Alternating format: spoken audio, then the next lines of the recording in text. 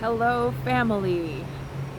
Today is the 14th of February on Caesar's calendar. And most of us know that that is called Valentine's Day. I am in this series of talking about holidays versus holy days. And we're in February, so hey, I'm going to do a video about the holiday that falls in February. So that would be Valentine's Day, right? Now, it's also another holiday. It's sort of down here in the southern hemisphere.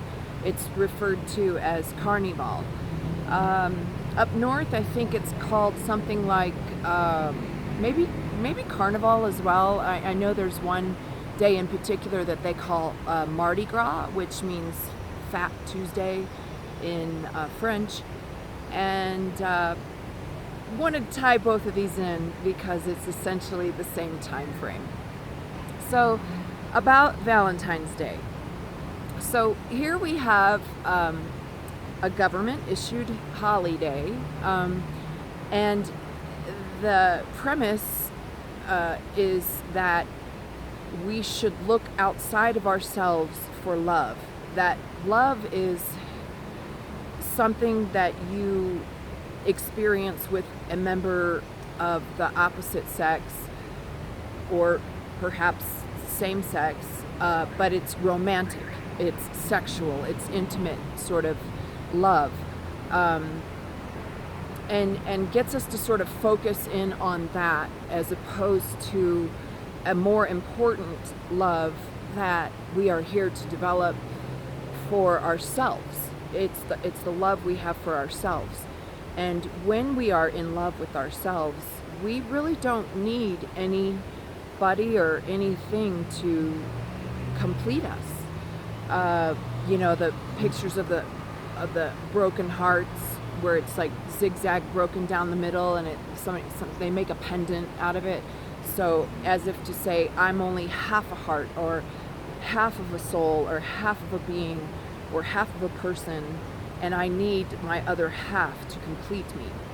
This is a huge deception, of course, and when we fall into the trap of this false belief system, then we, instead of looking to develop the self-love from within, and instead of learning how to love ourselves and be complete and whole individuals who then can come into a relationship, an intimate relationship, let's say, or a friendship or any relationship, with another, in theory, whole person, somebody that loves themselves, somebody that knows themselves, they've been working on themselves, and they're not looking for something or somebody else to complete them. And when those two whole beings, those complete beings, those beings that are filled with the self-love, that understand who they are, and they come together, and then it forms a sort of, you could say, a pretty good union of those two that get together, rather than a half a person, a broken-hearted, incomplete person meeting up with another broken-hearted, incomplete person, and then that sort of ends up usually in disaster.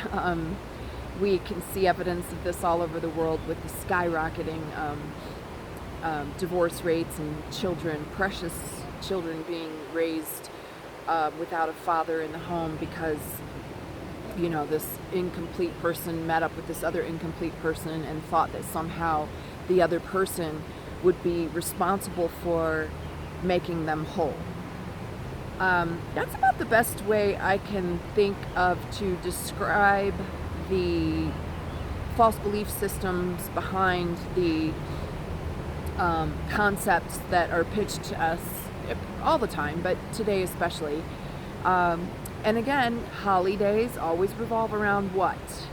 Feeding copious amounts of sugar to our children, to each other, to ourselves, big boxes of chocolate, candies, and things like this for Valentine's Day.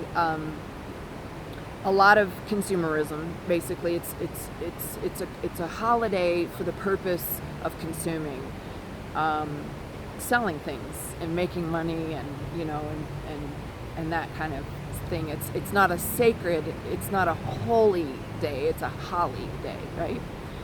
So that's Valentine's Day.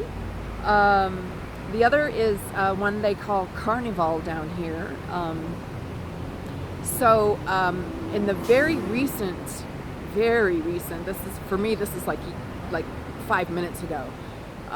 But on the time frame of Caesar's calendar, it's roughly 600 years ago. So very, very recent history. But basically before the conquistadors arrived and before the colonists took over and sort of wiped out the indigenous people, and with them went the traditions and the sacred holidays, or whatever they want to call it, festivals, the sacred things that we used to do. So in this case, it is the rainy season. It's coming down here in the south. We begin our rainy season sometime between the middle of February, but by March usually the rains are here. Well,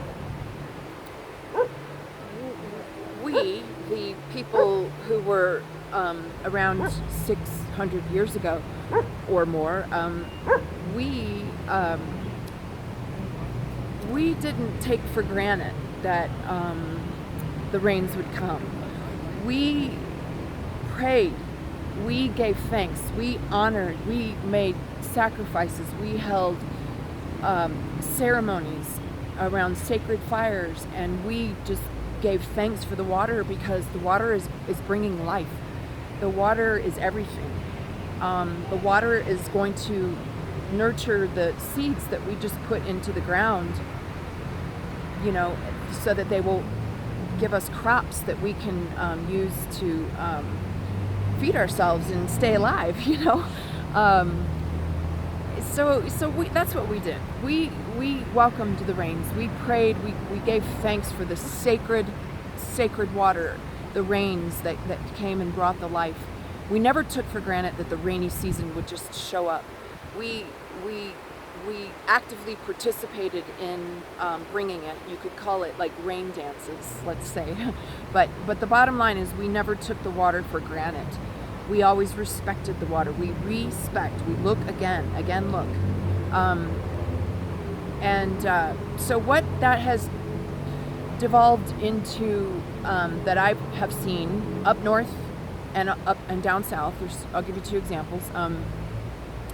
Down south here, they take the precious water, the sacred water, the water of life, the water is consciousness. It's no different than a human being, right? And they put it, like, they do all manner of things with it, but basically they throw it at each other. One of the more popular ways to do that is to put it inside of a highly toxic rubber balloon made of non-biodegradable material by slave labor in China and brought over on the very polluting containers to the store shelves here where people buy them, and then they put the water in there and they tie it off and they throw it out of windows, off of roofs, from one person to the other, and so we see the difference of the holy versus the holly, the way that we used to treat the sacred water, and the way that we're treating the water now, when we, among other things, throw it, at somebody as though it's to me, it's like throwing a person out of a window. You wouldn't do it, But anyhow, that's what happens when a government gets a hold, or a religare, the church, either one, gets a hold of something that's holy. They have to use little bits and pieces of what was once sacred, what we is in our ancestral lineage, to recall the way we used to celebrate the water. And they take little bits and pieces from that, and then they turn it into something perverted. Up north is the other example. So it's a little different, but it's still disrespecting the water. It involves people drinking lots of alcohol and doing kind of not very sacred things in the streets, defecating, urinating, exposing their bodies, and just, really polluting the waters within them. So that's the way they kind of do the carnival up north, but it's the same concept. It's instead of giving thanks and respect and honor to the sacred water of life, and honoring that which is divine, that which is a part of the creation. It's that which the prime creator, God, goddess, whatever you want to refer to, infinite consciousness, creation of all. It's taking something that is worth celebration. That is worth having festivals. That is worth having ceremonies and prayers and honoring. And really, our actions are very important because we are very powerful, and whatever thoughts, intentions, actions, words that we engage in, we lend a very powerful co-creative manifesting ability into that which we celebrate. So whether that is Carnival, Mardi Gras, Valentine's Day, they're all coming again from the church or from the government, and neither one of those organizations is, let's just say, neither one of them has our best interest at heart. I hope that explains a little bit about the difference between love for yourself and being a completely whole person, in love with yourself, and understanding who you are as a being of light that is inhabiting a DNA skin suit and having an experience because you're infinite consciousness and you want to understand what you're capable of. And then just somebody who's wandering around broken-hearted, as they say, looking for something or someone else to satiate that which can only be fulfilled by yourself. No one is responsible for you but you.